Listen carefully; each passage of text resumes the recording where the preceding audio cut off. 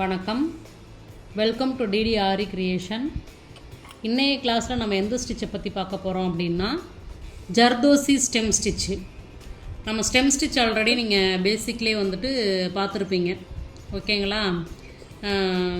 இப்போ ஜர்தோசியை வச்சு நம்ம எப்படி ஸ்டெம் ஸ்டிச் போடுறது அப்படின்றது தான் பார்க்க போகிறோம், சரிங்களா? பார்க்கலாமா? அதுக்கு ஃபஸ்ட்டு என்ன பண்ணணும் அப்படின்னா, ஒரு ஸ்டெம் ஸ்டிச்சில் வந்து சேம் ஈக்குவலாக எடுத்துக்கணும் அடுத்தடுத்து போடுறது. அதனால் முதல்ல ஜர்தோசியை நம்ம என்ன பண்ணுறோம் அப்படின்னா சமமான அளவு கட் பண்ணிக்கிறோம், சரிங்களா? இது எப்படி கட் பண்ணணும் அப்படின்னா, இப்போ உங்களுக்கு எந்த லென்த்து தேவையோ அந்த லென்த்துக்கு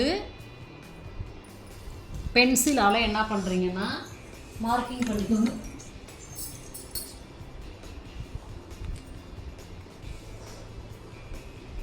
இப்போ நம்ம கட் பண்ணுறதுக்கு அப்போ தான் உங்களுக்கு ஈஸியாக இருக்குன்றதுக்காக இந்த மெத்தடை சொல்கிறேன், சரிங்களா? இப்போ எனக்கு இந்த லென்த் அளவு தேவை அப்படின்றதுனால ஸ்டார்டிங்கு எண்டிங்கு மார்க் பண்ணிக்கிறீங்க. மார்க் பண்ணிவிட்டு இது மேலே இந்த ஜர்தோசியை அழகாக வச்சுக்கிட்டு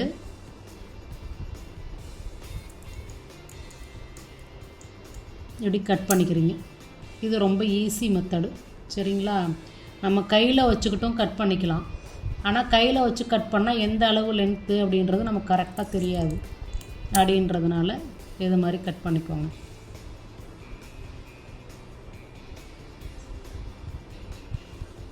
வளைஞ்சிக்கிட்டு இருந்ததுன்னா அதுக்கு தகுந்த மாதிரி பார்த்து வச்சுட்டு பொறுமையாக கரெக்டான அளவாக நம்ம கட் பண்ணிக்கணும், அது முக்கியம்.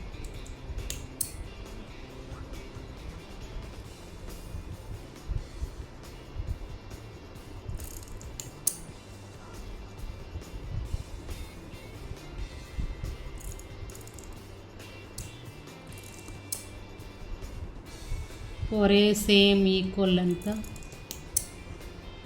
இப்படி கட் பண்ணிக்கணும். இப்போ நான் வந்து கையில் வச்சு கட் பண்ணுறது எப்படின்றதையும் உங்களுக்கு சொல்கிறேன். உங்களுக்கு இது செட் ஆகலை அப்படின்னா கையில் வச்சுக்கிட்டு எப்படி கட் பண்ணுறதுங்கிறத நீங்கள் தெரிஞ்சுக்கோங்க. இப்போ நம்ம கட் பண்ண இந்த சைஸ் தான் எனக்கு தேவை அப்படிங்கும்போது ஜர்தோசியை இப்படி பிடிச்சிக்கணும். பிடிச்சிக்கிட்டு ஸ்டார்டிங் வந்து சமமாக இருக்கான்னு பார்த்துக்கணும். எண்டிங் நமக்கு எந்த அளவு தேவையோ அதை பாருங்க, இது மாதிரியே வச்சு நம்ம கட் பண்ணிக்கலாம், சரிங்களா?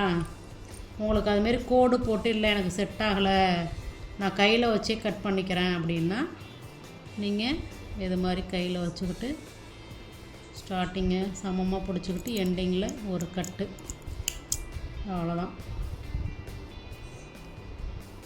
இது மாதிரியும் கட் பண்ணலாம். இப்போ ஜர்தோசி வந்து எப்படி கட் பண்ணணுன்றது உங்களுக்கு தெரிஞ்சிச்சிங்களா?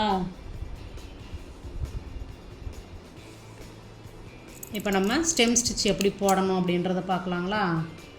பாருங்கள், ஜர்தோசி நீடிலில் முதல்ல கோத்து எடுத்துக்கிறீங்க. ஒரு 2, ஏன்னா நம்ம லென்த்தாக கட் பண்ணியிருக்கோன்னு 2 தான் எடுக்க முடியும், அதுக்கு மேலே எடுக்க முடியாது. அப்போ அதை எடுத்துக்கிட்டு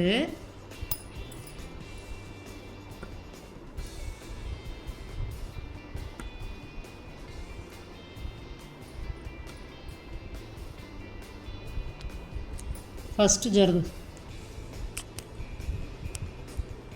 இப்போ செயின் போட்டு லாக் பண்ணிக்கணும். ஸ்டெம் ஸ்டிச்சில் நம்ம என்ன பண்ணுவோம், லாக் பண்ணிக்குவோம். லாக் பண்ணிவிட்டு திரும்ப பேக் வரணும். பேக்கு சென்டர் பாயிண்ட்டுக்கு வந்துடணும். இந்த ஜர்தோசி நம்ம செயின் ஸ்டிச் கொடுத்துருக்கோன்னு, இப்போ அந்த ஜர்தோசியோட சென்டர் பாயிண்ட்டுக்கு வந்துட்டு செயின் ஸ்டிச்சு கொடுத்து லாக் பண்ணிக்கிறோம். லாக் பண்ணினதுக்கப்புறம் அடுத்த ஜர்தோசி இப்போ யூஸ் பண்ணி அதே அந்த நேர்கோட்டில் தான் நம்ம போடணும், சரிங்களா? நேர்கோட்லேயே தான் போடணும். நீங்கள் அதை வந்து ஸ்டெம் ஸ்டிச்சு மேலே குத்தணும் அப்படின்லாம் பார்க்கக்கூடாது. அதே நேர்கோட்டில் தான் கொடுக்கணும். நம்ம நேர்கோட்டில் கொடுக்கும்போது கரெக்டாக அந்த ஸ்டெம் ஸ்டிச் ஆனது நமக்கு கிடைக்கும். அடுத்து சென்டர் பாயிண்ட் எடுக்கும்போது நம்ம பக்கத்துலேயே லாக் பண்ணிக்கிறீங்க. இப்போ திரும்ப நம்ம என்ன பண்ணுறோம் அப்படின்னா ஜர்தோசியை நீடிலில் கோத்துக்கிறோம்.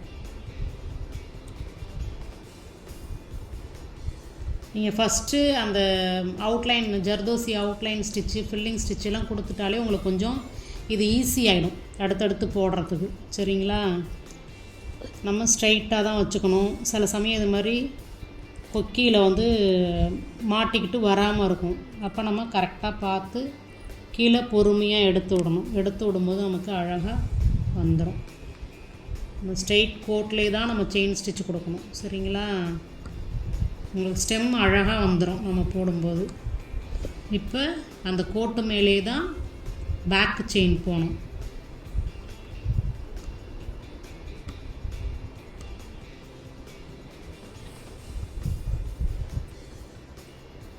த்ரெட்டை விட்டுறாதீங்க. த்ரெட்டை விட்டால் அப்புறம் திரும்ப வந்து நம்ம போடுறது கொஞ்சம் கஷ்டமாக போயிடும். அதனால் த்ரெட்டை விடாமல் பொறுமையாக நம்ம கீழே இழுக்கும் போது பொறுமையாக இழுங்க. ஸ்டெம் ஸ்டிச் எவ்வளோ அழகாக வந்திருக்கு பாருங்கள். நீங்கள் இன்னும் கொஞ்சம் குட்டையாக போடும்போது இன்னும் அழகாக இருக்கும். நமக்கு எந்த அளவு லென்த்து தேவையோ அந்த அளவு நீங்கள் கட் பண்ணிக்கிட்டால் போதும் ஜர்தோசியை.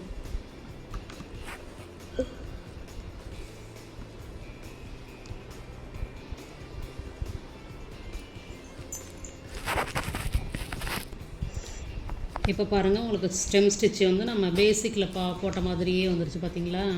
ஜர்தோசி வச்சு எப்படி ஸ்டெம் ஸ்டிச் போடணுன்றது நீங்கள் கற்றுக்கிட்டீங்க. ஓகே, இது வந்து நரம்பு த்ரெட்டை யூஸ் பண்ணியும் நம்ம போடலாம், நார்மல் சீவிங் த்ரெட்டை யூஸ் பண்ணியும் போடலாம். நீங்கள் நரம்பு த்ரெட்டை வந்து நல்லா ப்ராக்டிஸ் பண்ணிட்டீங்க அப்படின்னா ப்ளவுஸ் போடும்போது நமக்கு ரொம்ப ஈஸியாக இருக்கும். சரிங்களா? அதனால தான் நான் நரம்பு த்ரெட்டிலே வந்து உங்களுக்கு சொல்லி கொடுக்குறேன். இப்போ நான் ஸ்டெம் ஸ்டிச்சு போட்டிருக்கிறத உங்களுக்கு காமிக்கிறேன்.